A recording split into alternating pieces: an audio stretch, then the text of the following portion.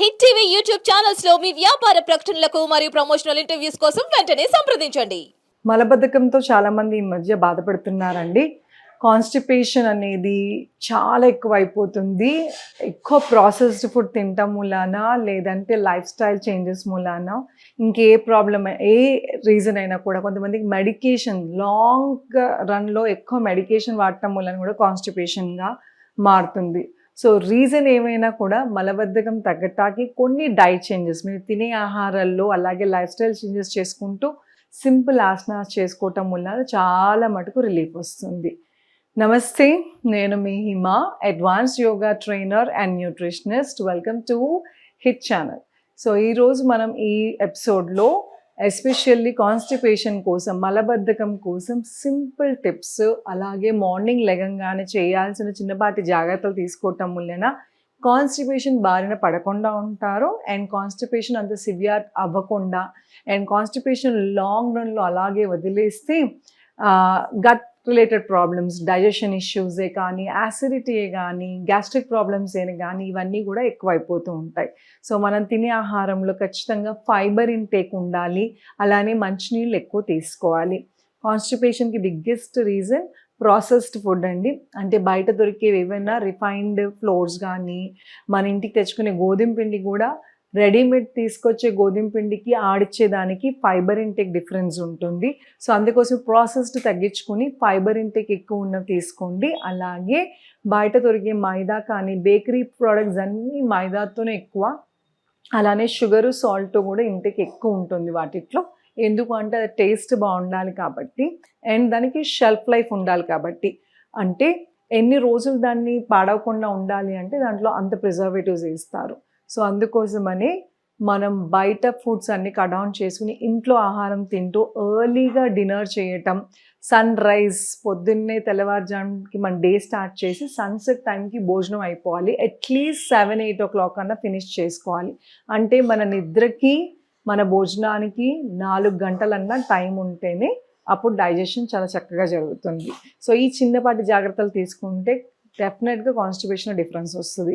And దాంతోపాటు constipation ఉన్న వాళ్ళు ఎర్లీ మార్నింగ్ నిద్ర లేగంగానే మనం 2 glasses ఆఫ్ వామ్ వాటర్, మనకు అందరం వాటర్ తాగాలని తెలుసు, కానీ వాటర్ తాగిన తర్వాత ఏ ఆసనం వేస్తే తొందరగా మోషన్ వస్తుంది అంటే క్లియర్ అయిపోతుంది స్టమక్, కాన్స్టిపేషన్ రాకుండా ఉంటుందో ఈరోజు మనం చూద్దాం.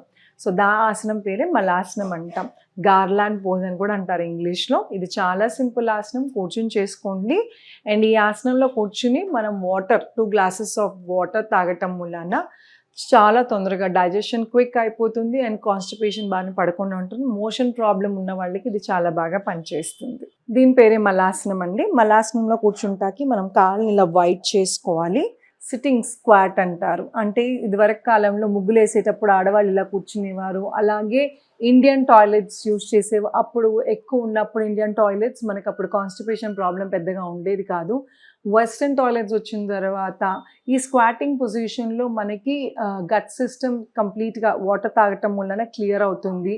అలానే మనకి మోషన్ ప్రాబ్లం ఉండి, కాన్స్టిపేషన్ ప్రాబ్లం ఉండి, స్టమక్ పెయిన్స్ ఇవన్నీ వచ్చే వాళ్ళకి మార్నింగ్ ఇది చేసి మలాసనంతో పాటు కొన్ని రోలింగ్ అండ్ స్ట్రెచింగ్ ఎక్సర్సైజ్ చేసుకోవటం వలన కూడా మీకు చాలా బెటర్ అనిపిస్తుంది.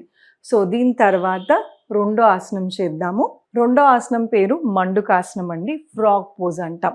ఇది కూడా యాసిడిటీ, గ్యాస్ట్రిక్ ప్రాబ్లమ్, కాన్స్టిపేషన్ ఉన్న వాళ్ళకి బెస్ట్ ఆసనం. అండ్ ఇది రైట్ టైం ఎప్పుడు చేయాలి అంటే early morning is the best time. ఏదైనా పొట్టకు సంబంధించి ఆసనాలు చేసేటప్పుడు పొద్దున్నే చేయండి. పరగడపుని చేస్తాం మూలాన చక్కగా మీకు రిజల్ట్ బాగా ఉంటుంది అండ్ బాడీ సహకరిస్తుంది, ఎందుకంటే పొట్ట లైట్గా ఉంటుంది కాబట్టి. మలాసనానికి లిమిటేషన్స్ లేవు ఇందాక చేసిన ఆసనానికి. బట్ మండుకాసనానికి మాత్రం పీరియడ్స్లో ఉన్నా ఆర్ రీసెంట్గా ఏమైనా పొట్టకు సంబంధించిన సర్జరీస్ అయినా, ప్రెగ్నెన్సీ ఉన్నా దయచేసి అవాయిడ్ చేయండి. మిగతా వాళ్ళందరూ చేసుకోవచ్చు. ఇది ఎలా చేయాలో చూస్తాం. ఇలా వజ్రాసనంలో కూర్చోవాలండి.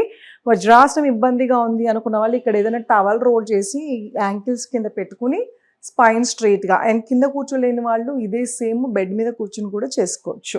సో ఈ 2 చేతుల్ని ఇలా ఫోల్డ్ చేసి పొత్తి కడుపు కింద ఇలా పెట్టుకుని గాలి పీల్చుకుని గాలి వదులుతూ ముందుకి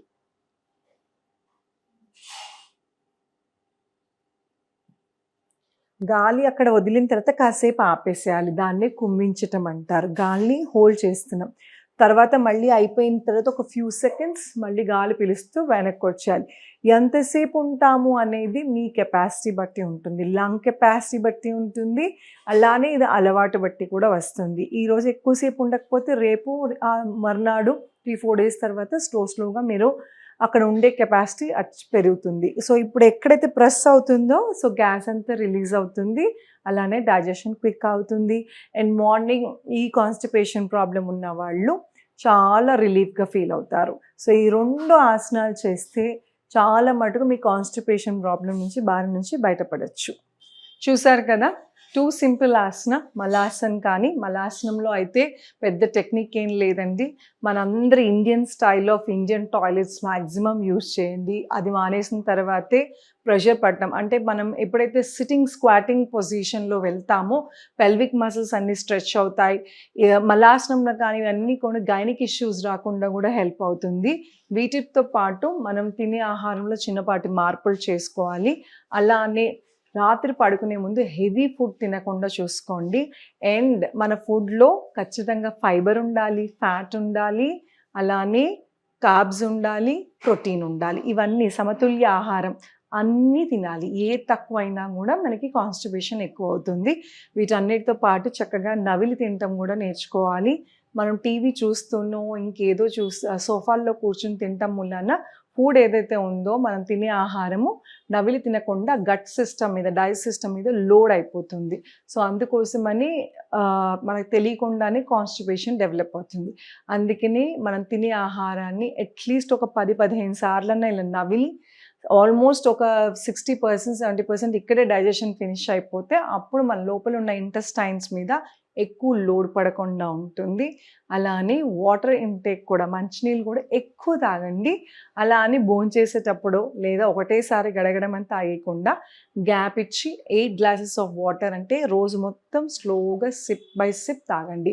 మార్నింగ్ కూడా మంచిది కదా అని చాలామంది ఒక బాటిల్ ఫాస్ట్గా ఒకటేసారి తాగేస్తారు. దాని బదులు 2 గ్లాసెస్ తాగండి. బట్ స్లోగా నిదానంగా కూర్చుని తాగండి. నుంచుని తాగటము ఆర్ నుంచుని బోన్ చేయటము ఈ ఫుడ్ ఇవన్నీ కూడా గట్ సిస్టమ్ని డిస్టర్బ్ చేస్తాయి. సో ఇవన్నీ కూడా మనం జాగ్రత్తలు తీసుకుంటే ఖచ్చితంగా కాన్స్టిపేషన్ తగ్గుతుంది, డైజెషన్ కెపాసిటీ పెరుగుతుంది. ఫ్యూచర్లో మీకు acidity, gastric problem, bloating problem లేకుండా ఉంటుంది. సో గట్ అనేది చాలా ఇంపార్టెంట్ రోల్ ప్లే చేస్తుందండి. మన తినే ఆహారం డైజెషన్ సరిగ్గా అయ్యి మంచిగా అది ఎనర్జీ కింద ఫామ్ అవ్వాలంటే ఇవన్నీ జాగ్రత్తలు తీసుకుంటే ఖచ్చితంగా మీకు డిఫరెన్స్ అయితే కనబడుతుంది. సో ఇవన్నీ తీసుకొని మీరు కూడా పాటిస్తారని కోరుకుంటున్నాను.